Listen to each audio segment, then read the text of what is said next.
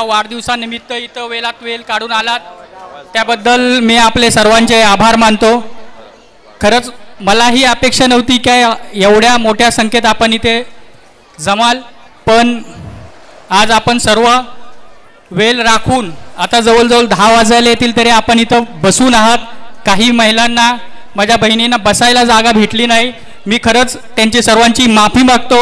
माझ्याकडनं काही चुकून गैरसोय झाली असेल तर मला तुमचा छोटा भाऊ मोठा भाऊ समजून माफ करावं। आणि आपण सर्व इथं अजूनपर्यंत बसून आहात, खरंच मी आपला सर्वांचा ऋणी राहील। कधीही कुठल्याही गोष्टीची अडचण आपणास आली तरी मी आपल्यासाठी अर्ध्या रात्रीला धावून येईल, कधीही आवाज द्या, मी तुमच्यासाठी कुठेही उभा राहीन। एवढीच 2 शब्द मी बोलतो आणि थांबतो। जय हिंद, जय महाराष्ट्र। क्या बात है संदीप दादा, अप्रतिम।